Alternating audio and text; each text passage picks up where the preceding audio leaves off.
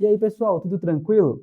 Nesse vídeo vamos entender o que é a camada de model, como podemos criar nossos modelos e como funciona o sistema de migrações no Django. Com isso, já vamos deixar toda a parte de banco de dados da nossa aplicação pronta. Lembrando que esse vídeo faz parte de uma playlist sobre introdução ao Django. E o link para essa playlist com todos os vídeos publicados até o momento está na descrição do vídeo, assim como o link para o repositório com o código-fonte. Então, bora programar? Então vamos lá. Como eu já tinha falado, o model, né, essa camada model, ela é a camada ali que está linkada diretamente ao banco de dados. Então a gente vai ter dentro dessa camada classes Python que vão representar as entidades que a nossa aplicação trabalha. Para o nosso caso, a gente está criando uma aplicação de tarefas, né, uma to-do list. Então, na nossa aplicação, a gente vai ter um modelo que vai ser um modelo de to-do, um modelo de tarefa. Então, dentro da nossa app To-Dos, nós vamos ter aqui o arquivo Models, e é aqui que nós colocamos os nossos modelos da aplicação. Então, como eu disse, todo modelo é uma classe Python. Então, eu vou utilizar aqui, ó, class To-Do. Todas as classes da camada de modelo, para serem reconhecidas como modelo, elas precisam herdar de uma outra classe que vem do próprio Django, que é a classe Model. Inclusive, já tem uma importação aqui do módulo models que vem aqui de django.db.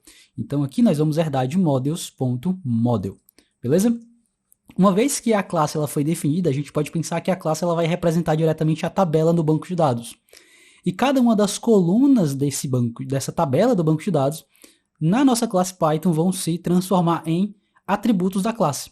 Então, por exemplo, o que a gente vai ter em uma tarefa? A gente vai ter o título da tarefa, a data que ela foi criada, a data de entrega, a data em que ela foi finalizada e talvez o status, né? Se ela foi entregue, se ela está pendente, se ela está atrasada. Aqui a gente vai trabalhar basicamente com o título, a data de criação, a data de entrega, né? A deadline seria a data ali prevista para entrega e de fato a data em que ela foi finalizada. O status a gente vai trabalhar, mas esse status vai ser dinâmico com base nas informações que a gente já tem. Tranquilo? Então, nós vamos ter aqui um title, tá? Eu vou utilizar sempre termos em inglês, porque eu costumo fazer assim. Então, esse title, ele vai ser o quê? No banco de dados, a gente pode pensar que esse title ele vai ser um char field. Ele vai ser um campo ali que vai ter caracteres, valores de texto, né? Então, para a gente representar isso dentro do modelo do Django, nós vamos utilizar classes que fazem parte desse módulo de models. Então, utilizamos models.charField, tá? Ele vai ser ali, no caso do banco de dados, vai se transformar em um varchar, né, dependendo do banco de dados que está sendo utilizado. E aí dentro desse char field, a gente pode passar aqui alguns argumentos, né, no construtor para configurar esse campo. Então, por exemplo, eu posso passar aqui um max length. Quantos caracteres eu posso colocar no máximo dentro desse campo? Eu vou dizer que eu posso utilizar no máximo 100. Eu tenho outras informações, como por exemplo o null, e eu vou colocar ele como false. Então, eu estou dizendo que esse campo lá no banco de dados ele não pode ter valores nulos. Eu tenho também o blank, que eu vou também colocar como false. Ou seja, eu não posso ter valores em branco. Ou seja, eu não posso cadastrar um título de um to-do que seja apenas espaços em branco ou uma string vazia. Né? Uma string vazia ou espaços em branco são diferentes de null, mas aqui nesse caso, utilizando o blank, a gente não vai permitir isso. Nós vamos ter também a data de criação, que eu vou chamar aqui de created, _at, né? A data em que ele foi criado. Vai ser um models.dateTimeField, né? Data e hora. Eu tenho tanto a informação da data quanto a informação do tempo. No dateTimeField, aqui a gente vai utilizar uma coisa interessante.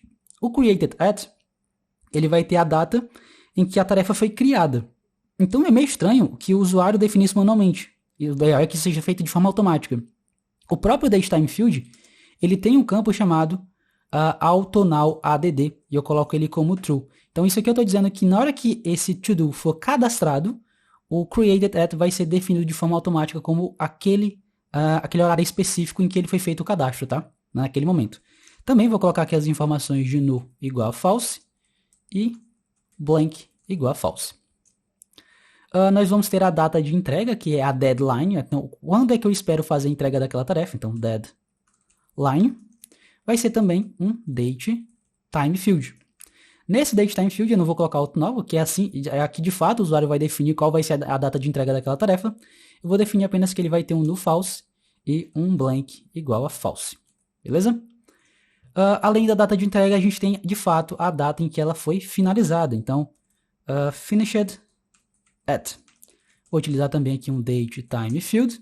Só que aqui o nu eu vou deixar ele como true, porque não faz sentido quando eu criar a tarefa eu já ter que dizer a data que ela foi finalizada, se ela não foi finalizada ainda, né? Então, é isso aqui que a gente tem para criar um modelo, né? Eu crio uma classe, esse modelo, essa classe ela vai herdar de models.model e os atributos dessa classe vão ser transformados ali em colunas da tabela do banco de dados. E para definir esses tipos, a gente vai também utilizar classes desse módulo models que vem do Django.db. Beleza? Com isso a gente já tem o nosso modelo pronto. E agora, como é que eu faço para isso aqui se transformar em uma tabela do banco de dados? Se a gente reparar, desde a primeira execução do projeto foi criado um arquivo chamado db.sqlite3. Da onde é que vem esse arquivo? Se a gente for lá em settings.py, nós vamos ver que aqui embaixo nós temos uma configuração de databases, que é a configuração dos bancos de dados utilizados pela aplicação. E veja que ele está utilizando aqui como end o SQLite3, que é um banco de dados em arquivo, e o nome desse banco de dados é db.sqlite3, justamente o arquivo que foi criado. Isso aqui é o nosso banco de dados, tá? Não é o ideal para ambiente de produção, mas para ambiente de desenvolvimento é muito bom, porque você não precisa ter um SGBD, como o MySQL, instalado na máquina para conseguir criar os seus projetos Django, né? E começar a estudar o Django. Se a gente for olhar esse banco de dados, e para isso eu recomendo que você tenha uma extensão instalada chamada SQLite Viewer, tá? Procura aqui nas extensões VS Code SQLite Viewer e instala essa extensão. Ela é muito boa, porque ela permite que você consiga ver a estrutura de um banco de dados SQLite. Com essa extensão instalada, quando eu clico aqui no meu arquivo db.sqlite3, eu consigo abrir aqui quais são as tabelas do banco, e veja que eu não tenho nenhuma tabela. Então eu preciso criar essas tabelas do banco de dados, eu preciso dizer para o Django, fazer o seguinte, olha Django, olha para os modelos definidos dentro da tua aplicação, dentro do projeto, e transforma isso de fato em tabelas do banco de dados. Então para isso, a gente vai vir aqui no terminal e vamos utilizar o comando python manage.py migrate. Veja que ele aplicou várias migrações aqui e agora a gente vai entender o conceito de migrações também. Então olha só, se eu voltar aqui no db.sqlite3, ele criou um monte de tabela. Veja só, ele criou aqui um Django Migrations, SQLite Sequence, que isso aqui é do próprio SQLite, mas ele criou aqui Auth Group Permissions, Auth User Groups, Auth User Permissions, Django Admin Log, Django Content Type, Auth Permission, Auth Group, Auth User e Django Session. Cadê o nosso to-do? Não está aqui, né? Então primeiro a gente precisa entender o que são migrations. O Django, ele não vai criar a tabela no banco de dados só porque o modelo existe. Porque não é o modelo que define que uma tabela tem que ser criada.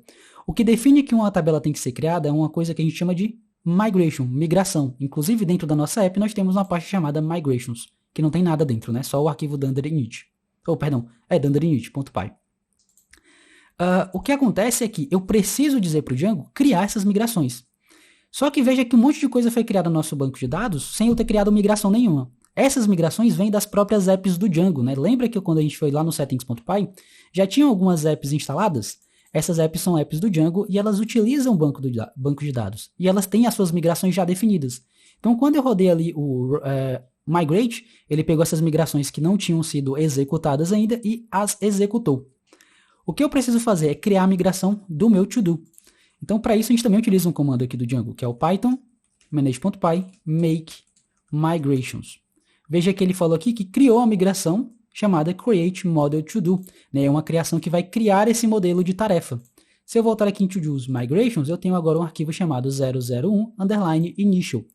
Esse arquivo é meu arquivo de migração. Ele é quem de fato vai definir o que tem que ser feito lá no banco de dados para criar esse modelo aqui. Então veja o que ele faz. Ele faz algumas operações. Qual operação? Ele vai criar um modelo, criar uma tabela. Qual o nome da tabela? To do. Quais são os campos dessa tabela? Ele vai ter o campo ID, que ele já coloca automaticamente, mesmo que eu não tenha definido aqui dentro do modelo. O campo title, created at, deadline e finished at. Então ele já faz isso aqui tudo de forma automatizada pra gente, tá? E com essa migração criada, aí sim eu posso aplicar essa migração para de fato essa tabela ser criada no banco de dados. E por que tem toda essa volta, né? Por que eu preciso criar um modelo, criar a migração e depois aplicar a migração? Isso é para versionamento do banco de dados. Com esse sistema de migrações, eu consigo ter versões do banco. Então eu tenho uma migração que representa a versão do banco em um determinado estado da aplicação. Tem uma outra migração que é a versão do banco mais à frente. Isso permite eu avançar e voltar a versões do banco de dados sem eu ter que fazer isso manualmente no banco, né, configurando o banco. Então a gente pode utilizar todo o Django para gerenciar o banco de dados de maneira completa. Tranquilo? Então, agora que eu tenho a migração criada, eu vou aplicá-la novamente. Então, python manage.py migrate. E veja que agora ele aplicou somente a migração do nosso app to-dos, porque ele já viu que as migrações das apps do Django, né, admin, auth, content type, sessions, já haviam sido aplicadas. E ele aplicou somente a aplicação que estava faltando, né, aplicou somente a migração que estava faltando, que é a migração que cria essa tabela de to-do. Se eu voltar aqui no db.sqlite3, agora veja que eu tenho uma tabela chamada to-dos _ to-do. Por que esse nome? Para evitar conflito, ele sempre coloca o nome da app, underline, o nome do module, tá? Então aqui dentro de to-dos, underline to-do, eu tenho meus campos, ID, title, created at, deadline e finished at, né? Tudo certinho, perfeito aqui, da maneira como é esperado, tá? Então é isso, né? Esse é o conceito de modelos. Então os modelos são classes que representam essas tabelas do banco de dados. E dentro dessa classe a gente vai ter atributos que vão representar as colunas desse banco de dados. E as migrações é uma maneira de a gente conseguir versionar o banco. E aí o fluxo você cria um modelo, cria a migração e aplica essa migração. E isso vai permitir você poder avançar ou voltar versões do banco de dados sem ter que fazer isso manualmente do banco, mexendo com SQL. Tranquilo? Beleza. É isso, só que para a gente dar um complemento aqui a mais, eu quero trazer algumas configurações que eu acho que são importantes para o projeto Django, e eu acho legal aprendê-las desde o começo, por mais que aqui a ideia seja ainda ser muito introdutório sobre o assunto, tá? Primeiro é o seguinte, vamos minimizar tudo isso aqui, vamos aqui no settings.py. Olha só, essa configuração aqui, tá vendo? É o secret key. Essa configuração é uma configuração relacionada à segurança. Não é interessante que esse tipo de configuração fique exposta no sistema, tá? Diretamente no código. Então isso aqui é uma má prática do jeito que está agora. O ideal seria que essa configuração ela estivesse extraída e isolada em um outro local. Que local é esse? O nosso ambiente de execução. No nosso caso, a nossa máquina, a máquina que a gente está executando o projeto, está desenvolvendo o projeto. Então, o que a gente vai fazer agora? É configurar o Django para isolar essas configurações do ambiente que a aplicação está executando, tá? Dessa maneira, essas coisas que são segredo, né, digamos assim, que não podem ficar expostas no código, não vão ficar mais visíveis, tá bom? Então, para isso, a gente tem várias formas, mas a maneira que eu gosto de utilizar é usando uma biblioteca chamada Python Decouple, tá? Então, eu vou vir aqui no terminal, fazer o pip install Python-decouple. Dou um enter, ele vai fazer aqui a instalação. No meu foi rápido porque ele utilizou cache, eu já tinha instalado essa biblioteca algumas outras vezes. E uma vez que essa biblioteca está instalada, eu vou criar um arquivo chamado .env, aqui na parte inicial do projeto, e nesse arquivo eu vou colocar essas configurações. Voltando aqui no setup.py, no settings, eu vou copiar isso aqui, ó, tá vendo? Secret key, vou copiar isso aqui tudo, e vou colar aqui no .env, e vou deixar aqui apenas o igual, e eu posso inclusive tirar aqui essas aspas simples, tá? Deixar dessa maneira aqui. E agora no settings.py, em vez de eu colocar isso aqui diretamente, o que eu vou fazer? Eu vou importar, então from decouple import config.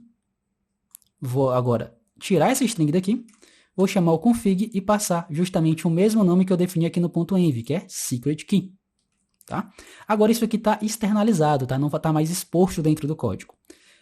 Ponto importante, esse arquivo .env, ele deve ficar somente na tua máquina de desenvolvimento, tá? Ele não pode ser exposto, ou seja, se você está utilizando o GitHub, dentro do gitignore é importante que esse arquivo .env esteja listado nos arquivos que devem ser ignorados pela ferramenta de gerenciamento de código, tá? De versionamento de código que você está utilizando. Além disso, é legal a gente colocar outras informações também, como por exemplo, o debug. Então a gente vai colocar o debug aqui também. Então eu vou deixar aqui o debug igual a true.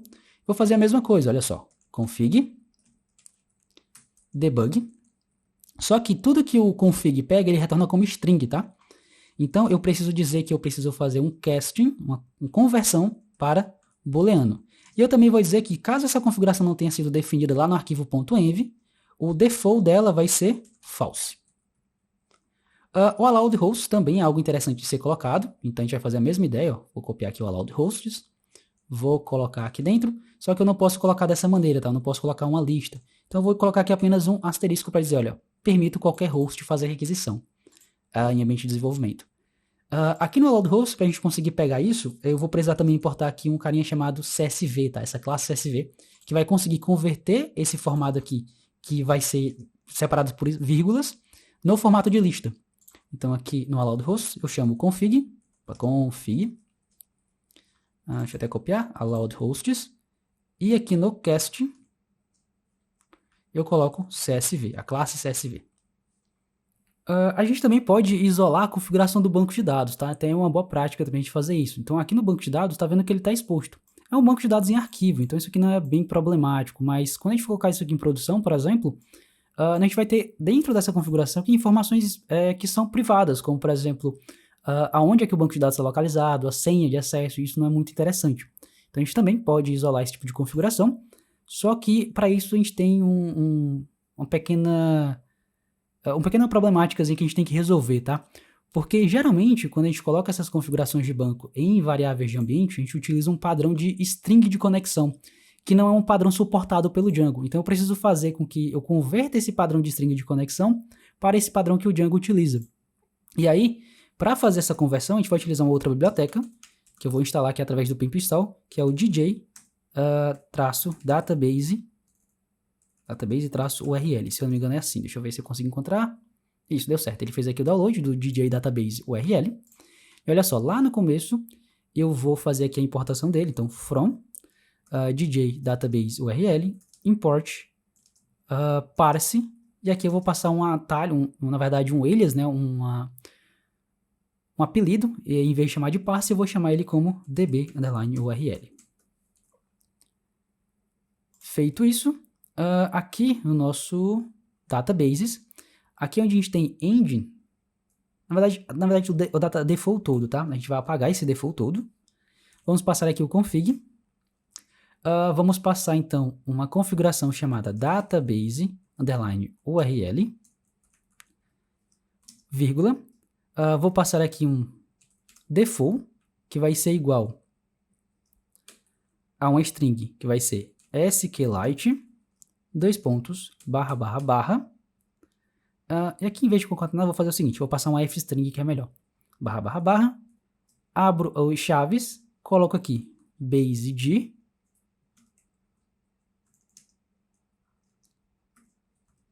a barra, e aí a string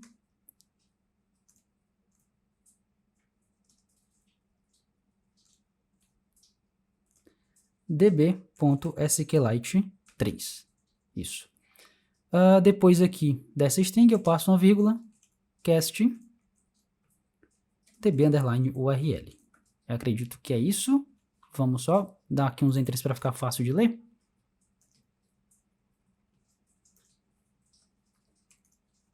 Pronto. E com isso a gente isolou essas configurações. Aqui eu não vou colocar essa configuração dentro do .env porque eu já o utilizo como default, tá? Então eu vou deixar assim mesmo.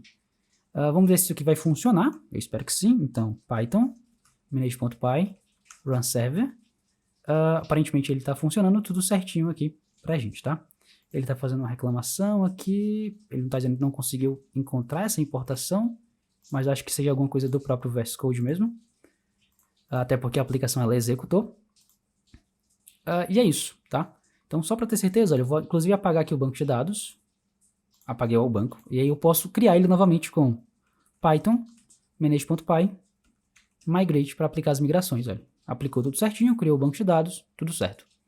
Mas agora as nossas configurações estão isoladas. Só para finalizar, uma última coisa que eu gosto de fazer também é configurar algumas coisas relacionadas à padronização de código, tá?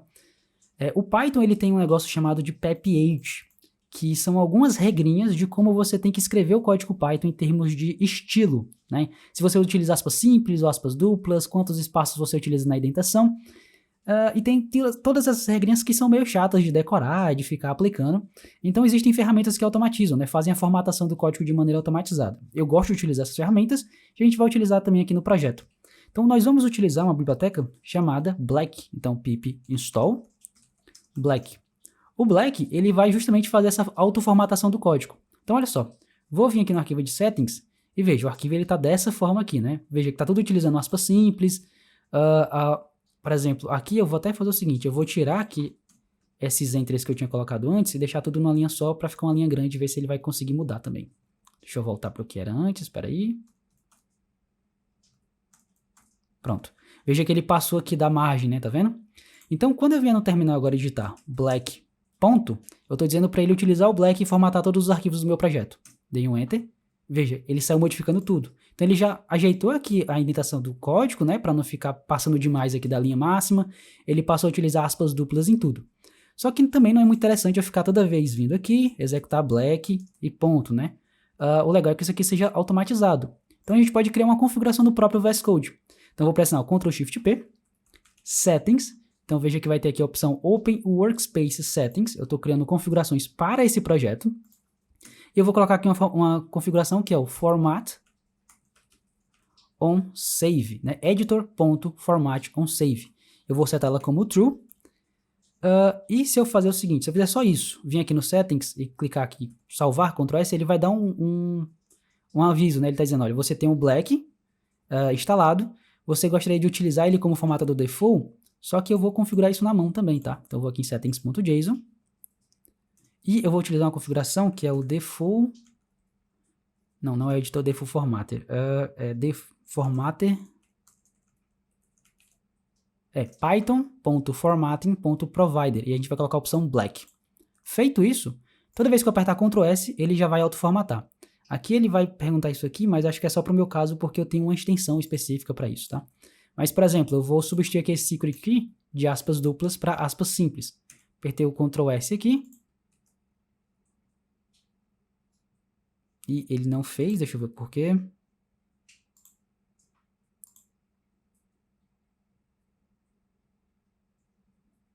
Ah tá, eu tenho que configurar também o default formatter mesmo. Então vou colocar aqui o default formatter. Procurar aqui para o black. MS Python Black Formatter. Pronto, salvei. Agora sim, ó, veja que eu pressionei o Ctrl S e ele colocou aqui as aspas duplas já automaticamente, tá? Então são duas configurações aí que eu gosto de fazer para isolar as configurações do projeto e não ficar essas informações secretas expostas, né? E também a configuração de formatação do código, e aí todo o código fica padronizado com um mesmo estilo de codificação, beleza? Então, para o vídeo de hoje é isso, né? A gente viu aí sobre os modelos, sobre as migrações, também vimos como isolar as configurações do Django em variáveis de ambiente, e também vimos como configurar o VS Code para fazer formatação do código automático aí no Python, tá? O que vimos nesse vídeo é só o começo. Se você quer se especializar ainda mais no desenvolvimento back-end, a Tronab é o lugar ideal para você. Somos uma escola especializada em formar desenvolvedores, possuímos mais de 15 anos de experiência no mercado e já formamos mais de 200 mil alunos. Na nossa plataforma você encontra formações sobre as principais linguagens e tecnologias e falamos de uma maneira muito mais completa sobre todos os assuntos que você acabou de ver nesse vídeo. Então clique no link da descrição e faça já a sua matrícula. Bom pessoal, se você gostou do vídeo, não esqueça de curtir e compartilhar com todo mundo que você conhece que queira aprender sobre programação. Caso tenha ficado alguma dúvida ou queira dar alguma sugestão, coloque nos comentários que iremos responder a todos. Bem, vou ficando por aqui e até a próxima.